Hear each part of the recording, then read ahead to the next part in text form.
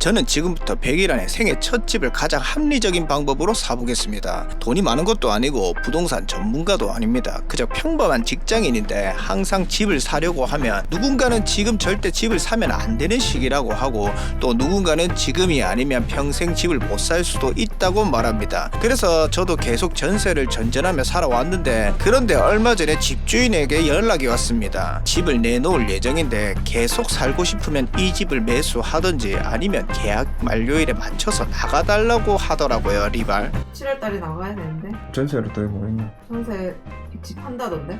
진짜? 그래.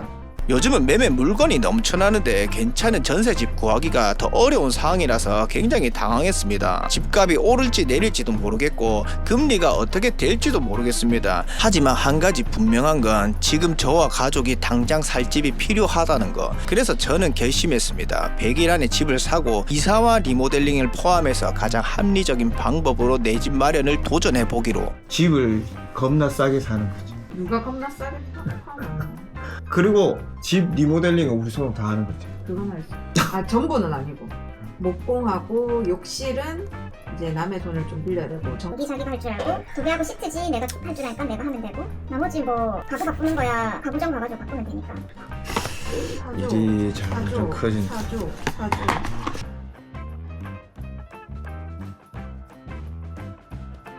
시작부터 고민이 생겼습니다. 과연 어디에 집을 사야 할까? 한쪽은 위치는 조금 아쉽지만 신축이고 가격도 저렴한 아파트가 있습니다. 반대로 제가 원하는 위치에 있지만 조금 오래됐고 가격도 더 비싼 아파트가 있습니다. 솔직히 저는 앞으로 집값이 오를 가능성이 높은 곳을 선택하는 것이 가장 현명한 방법이라고 생각했습니다. 어차피 큰 돈이 들어가는 만큼 미래 가치도 무시할 수 없으니까. 그런데 가족들의 생각은 달랐습니다. 그래서 여기가 우리 동네 다 보이는 어딜로 이사야 하는 게 제일 좋노? 우리 아이들도 있고 해도 있으니까 일단 전화도 안 되고. 조금 이게 벗어나면은 집값이 또 싸더라고. 집은 또 좋고 돈을 선택할 건지 위치를 선택할 건지. 근데 나는 지금 위치가 좋다. 이걸 전학시키는 게 싫고. 아내는 신축이든 구축이든 중요하지 않다. 대신 아이들 학교 가까이 다닐 수 있는 곳이면 좋겠다고 합니다. 그리고 큰딸은 단호했습니다. 아빠, 나는 전학 가기 싫어. 그 말 한마디가 계속 머릿속에 남았습니다. 집값을 우선으로 해야 할까? 아니면 아이들의 생활을 우선으로 해야 될까? 결국 우리 가족은 아이들이 다니는 학교 주변부터 알아보기로 했습니다. 과연 이 선택이 가장 합리적인 선택이었을까? 여러분들이었다면 어떻게 했겠습니까? 저기 요쪽 구간 요 구간에 우리가 집을 구해야 돼. 만약에 이제 집을 사게 되면은 진짜 집 꾸미고 리모델링하고 아니 이 집부터 사는 과정을 쭉 브이로그 남기면은 지금 우리랑 사정이 비슷한 사람들 많을 거거든.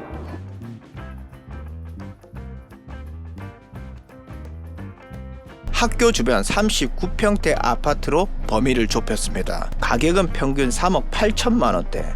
그런데 직접 집을 보기 시작하니까 예상치 못한 문제가 있었습니다. 특히 안방에 옷방이 있잖아. 맞아. 습습하단다.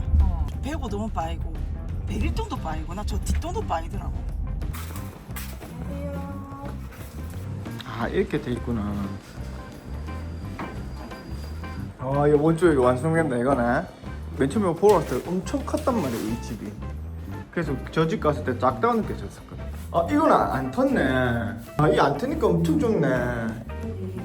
같은 아파트인데도 집 상태가 너무 달랐거든요. 어느 집은 당장 들어가서 살아도 될 정도였고 어떤 집은 리모델링을 하지 않으면 살기 어려운 상태였습니다. 특히 확장형과 비확장형의 차이는 생각보다 컸습니다. 방 하나를 확장하는 데만 700만 원에서 800만 원이 든다고 하니 확장된 집이 훨씬 더 좋아 보였거든요. 그런데 문제는 가격입니다. 확장된 집은 3천만 원에서 4천만 원 정도 더 비쌌습니다. 오히려 저렴한 집을 사서 내 취향대로 리모델링을 하는 게 더 나을 수도 있겠다는 생각이 들었습니다. 그렇게 또 계산기를 두드리기 시작했습니다. 그런데 리발 더 큰 문제가 생겼습니다. 크게. 그러니까 이거 다 부숴야 된다. 이거 타야 된다 이거. 이 너무 아깝다.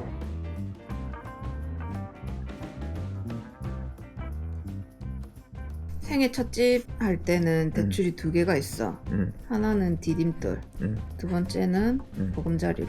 집을 알아보기 전 가장 먼저 확인한 건 대출이었습니다. 당시 저희가 생각했던 대출은 두 가지였는데 34평 이하의 집이면 디딤돌 대출, 34평이 넘는 집이면 보금자리론. 우리가 보고 있던 아파트가 38평이니까 그래서 당연히 보금자리론을 진행할 생각이었습니다. 그런데 갑자기 분위기가 달라졌습니다. 보금자리론 금리가 인상됐거든요. 처음에는 별거 아니라고 생각했는데 계산기를 두드려 보니까 생각보다 많은 차이가 컸습니다. 디딤돌 대출과 보금자리론의 금리 차이가 0.6% 이상 벌어졌었거든요. 매달 갚아야 될 돈, 그리고 수십 년 동안 내야 될 이자를 계산해 보니 결코 작은 차이가 아니었습니다. 그럼 그 이상은 디딤돌이 안 되네. 이거는 2 이상 넘으면 이걸 해야 되고 일단 이게 이율이 싸. 이거는 이율이 지금 금리율 4.6%. 이거는 뭐 이것저것 들어가고 이것저것 뭐 하면은 뭐 2점 몇 %대로 할 수 있는 거지. 그러니까 우리는 요걸 해야 돼. 그날부터 생각이 바뀌기 시작했습니다. 굳이 38평을 고집해야 할까? 아니면 34평 이하로 가서 디딤돌 대출을 받는 게 더 합리적인 선택이 아닐까? 거기다가 생애 첫 주택 구매인데 디딤돌 대출 혜택을 포기하는 게 너무 아깝게 느껴졌습니다. 그래서 결국 그동안 알아보던 아파트를 잠시 접고 새로운 아파트를 보기 시작했습니다. 제발 그러지 말아래. 나 이거 유튜브에 올릴 거라고. 파는 거는 싸게 해야 되고 사는 거는 비싸게 줘야 되고 그런 느낌 안 했으면 좋겠다고. 그리고 신축인데 새로 임장간 첫 집에서 우리는 예상치 못한 결정을 하게 됩니다. 이거는 B입니까? 여기는 신발장. 여기가 아, 반대로 된 B 타입이냐? 귀찮네 이거. 네, 앞에 중앙 보세요. 완전 펴있어서 이 주인공 할 때. 깨끗하네. 진짜 차이 많이 나가지고. 대나무 배터리. 쑥. 귀찮네. 괜찮을 수밖에 없네. 저희가 솔직하게 얘기하면 가성비보다 더 저렴한 거 우리는 찾고